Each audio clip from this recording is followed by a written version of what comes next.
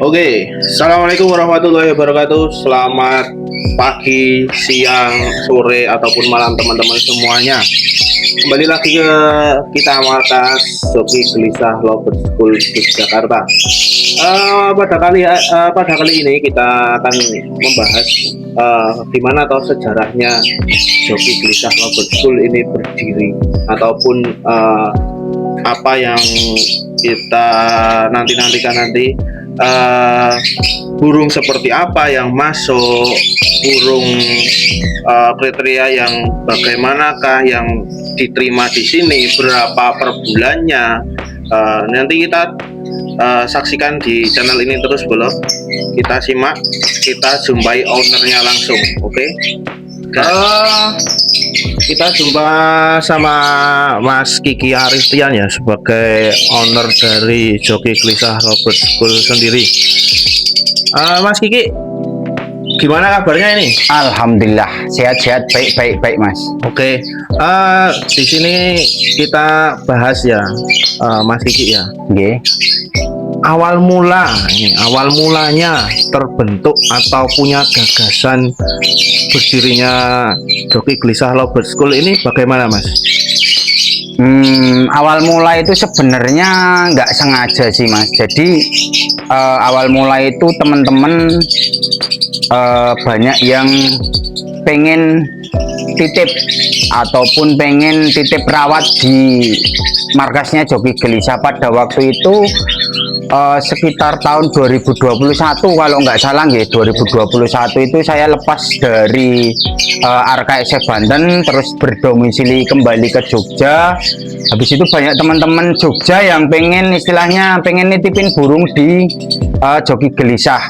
Awal mulanya sih titip buat maksimalin lah, awal mulanya gitu. Awal mulanya burung konsletnya ini trouble-nya nggak maksimal di lapangan, titip awal mulanya seperti itu. Terus ada gagasan dari beberapa tim atau teman-teman deket saya, terutama Mas Arifin, Mas Gusta, Mas Dika dan yang lainnya, itu kenapa kok nggak buka Joki Gelisah Lovers School aja, atau penitipan burung lobet yang sekiranya dalam pola rawatan, pola latihan itu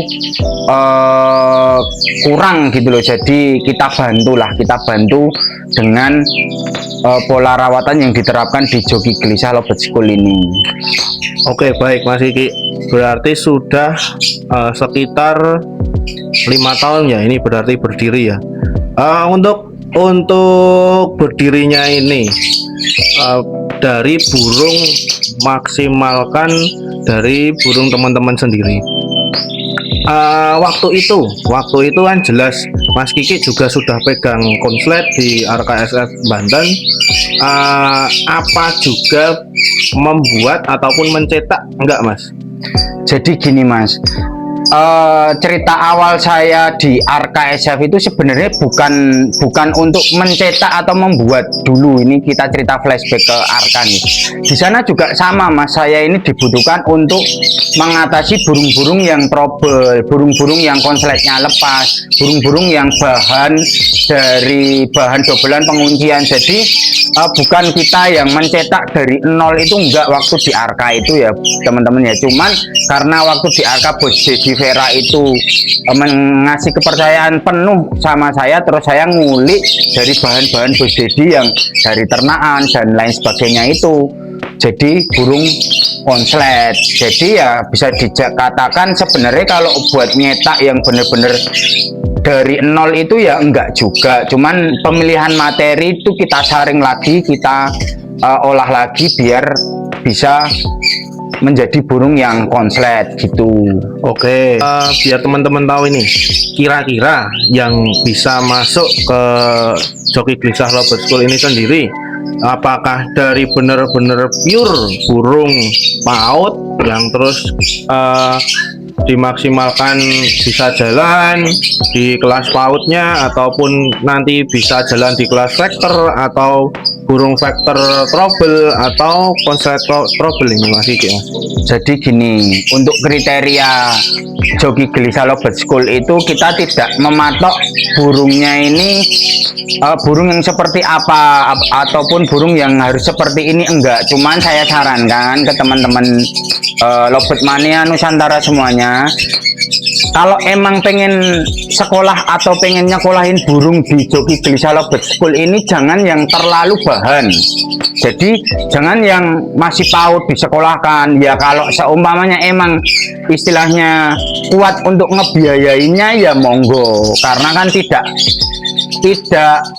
waktunya tidak bisa yang cepat, pasti prosesnya lama. Makanya saya sarankan kalau untuk yang bahan-bahan ataupun yang pengen disekolahin itu mending yang bahan-bahan udah jelas dari segi materinya, durasinya. Syukur-syukur bahan-bahan yang udah kelihatan bakat konsletnya ataupun udah dobelan ataupun udah bahan-bahan yang istilahnya karakternya udah terbentuk lah, jangan yang terlalu mentah banget.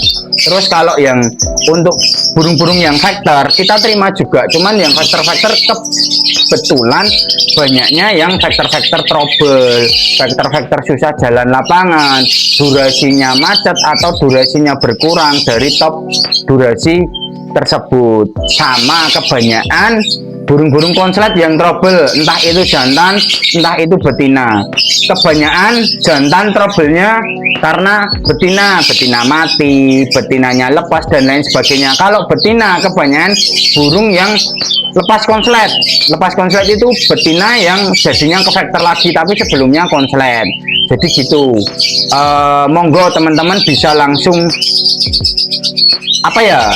tanya-tanyalah ke WA admin nanti di bawah sini, di tertera WA, tanya-tanya masalah gimana sih nyekolahin di joki Gelisah Lovebird School itu, tata caranya seperti apa, syarat dan ketentuannya seperti apa, nanti kita terangkan semuanya. Oke, baik Mas Kiki. Jadi untuk burung yang masuk itu nanti seperti apa itu bisa dikonsultasikan lagi ya. Tapi kalau memang teman-teman ini nanti menghendaki benar-benar pure burung dari bahan itu ya, untuk Mas Kiki sendiri siap menerima, tetapi ya konsekuensinya kembali lagi ke owner. Jadi kalau owner bersiap untuk membayar SPP ya dari joki Gelisah Lovebird School ini oke-oke aja ya Mas Kiki ya. Oke, cuman kalau dari nol itu, kalau belum ada karakternya, belum ada arah dan tujuannya, ya kalau burung itu jadinya konslet.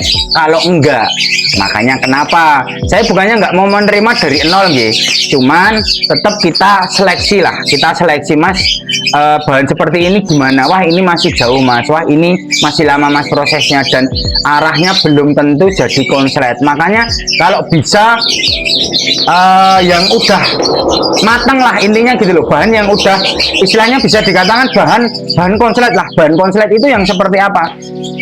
Bahan konslet yang udah dobelan, bahan konslet pasangan yang belum jalan lapangan, ataupun bahan konslet yang istilahnya trouble, istilahnya entah itu ganti pasangan dan lain sebagainya. Jadi jangan yang terlalu, kalau enggak yang single tapi materinya udah jelas, ataupun udah double, ataupun emang burungnya itu finishing di pasangan. Jadi ya jangan yang terlalu nol juga. Kalau terlalu nol nanti yang capek yang bayarnya bukan saya. Kalau saya sih oke-oke aja, tinggal ngerawat kan gitu. Oke, baik. Jadi gitu ya teman-teman. Untuk nanti dari teman-teman kok masih ada yang tanya, nanti bisa langsung di WA adminnya. Jadi untuk joki Gelisah Lovebird School ini sendiri lebih ke burung yang trouble. Nah, ya. Betul, bisa lebih tepatnya seperti itu, burung yang trouble, burung yang finishing pasangan ataupun finishing jalan lapangan. Ya, untuk ke arah yang konslet, terutama burung-burung lovebird konsletnya. Ya, konslet bisa, vektor pun oke. Oke, ini pasti teman-teman banyak yang tanya, banyak yang kepo tentang SPP-nya itu sendiri berapa tuh Mas Kiki per bulannya? Nah, kalau untuk SPP itu 350.000 per bulan, include-nya udah pakan, EF, feed, Gelisah feed, dan biaya perawatan. Dan nanti kalau emang burungnya itu udah wayahe gantang ataupun lomba, itu pasti kita konfirmasi mau dicoba gantang atau lomba apa enggak kepada ownernya. Jadi biaya tersebut di luar biaya untuk latihan gantang ataupun lomba. Karena adminnya ya saya sendiri. Oke, baik. Mungkin cukup segitu aja Mas Iki. Oke, siap. Sore atau siang ataupun pagi hari ini ataupun malam bagi teman-teman yang menonton. Oke. Cukup dari kami. Salam minor masuk akal, salam cendol dawet. Assalamualaikum warahmatullahi wabarakatuh.